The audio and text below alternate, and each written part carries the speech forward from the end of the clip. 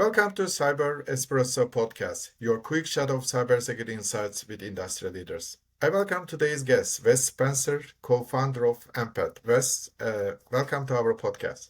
Hey, thank you. So glad to be with you today.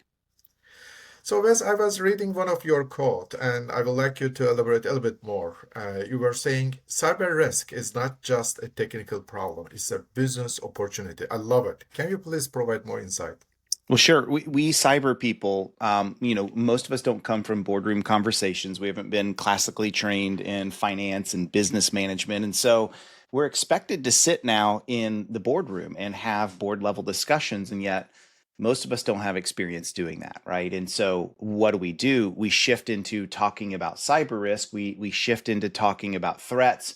We shift into talking about tools, and none of these things the board understands, right? No less than a CFO trying to come in and talk about VLOOKUPs in their Excel sheet that, taught them why this matters. And so we've seen CFOs over decades and decades and decades learn how to speak the level of the board, which is what are the risks? What are the major priorities? What are the issues that are affecting the company? And cyber is young and new. I think we have to remember that we're still learning, and this is a young industry. And so we don't come from those areas of experience to learn how to speak cyber risk. And this is something I think we've been growing significantly in maybe the last 5 to 6 years. I think the pandemic was one of the things that really pushed the need for this more than anything.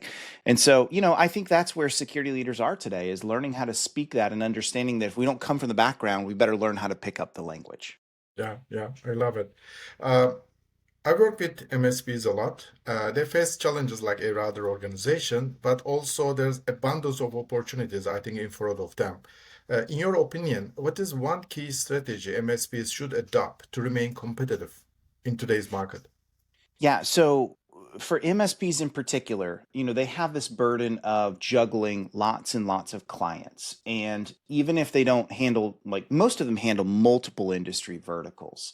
And so they're challenged with understanding what each of those industry verticals are facing, whether it's regulatory compliance, whether it's modernization coming in, whether it's cyber insurance requirements, whether it's just individual changes happening within their industry, and they have to become students of every single one of those to be effective.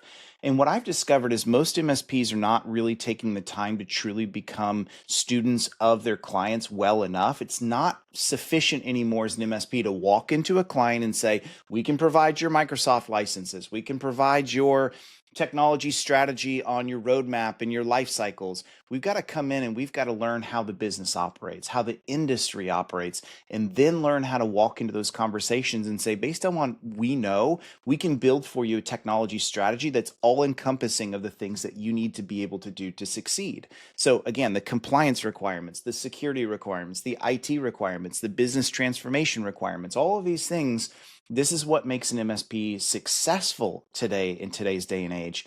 And we've got to learn how to do that. So that would be my answer, is really learning how the business operates and learning how to serve it rather than us just trying to offer services generically to every single client we work with.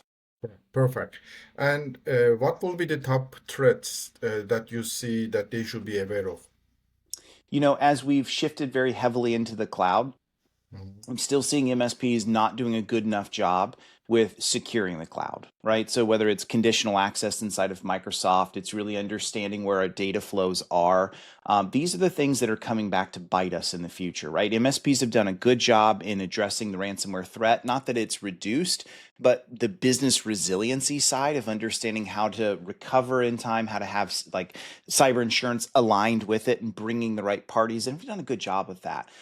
Not to say that those damages when they happen aren't still pretty significant, but I think cloud and where we've shifted our data into the cloud has become extremely important. I'm starting to see more and more threats in that purview more than I am elsewhere. And so I think that's a big area that MSPs really need to think about, is as we've shifted to the cloud, great, but really what are we doing to offer a truly encompassing zero trust aligned security approach to the cloud has now become in the forefront. Yeah, I mean, you brought up cyber insurance. I just want to wrap up on that one. So there's a lot of skepticism around cyber insurance, what the premium, how it to calculate, and so on. For MSPs specifically, do you think they will be a value contributor to the cyber insurance industry?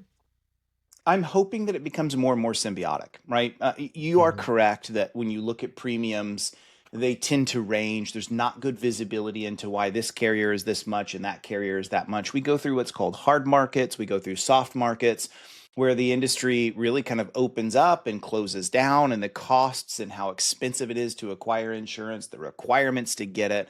What I'm hoping the carriers understand more and more, though, is that the MSP sits in the middle of those conversations, especially with the SMB market. And I haven't seen very many carriers do a good job augmenting and working with those carriers. I'm sorry, those MSPs. In fact, I've seen the opposite. I've seen a lot of carriers try to walk into conversations with MSPs and actually compete with them, saying, hey, use our cyber insurance and we'll also provide all this managed security for you. That doesn't work well for the SMB sector. And so, what I'd like to see, if I could wave my magic wand in the industry, I'd like to see carriers really understand the business model of MSP, understand how to incentivize them, work alongside them, and reward them for good security hygiene. Because when they do that, the MSP wins, the client wins, the carrier wins. And so far, I've seen most of the carriers not understand the MSP market as a whole, and that's causing problems. Okay, perfect. Wes, I appreciate your insight, your valuable time. I look forward to talking to you or working with you in other opportunities. Anytime. Thanks for having me. Take care. Ciao. Bye bye.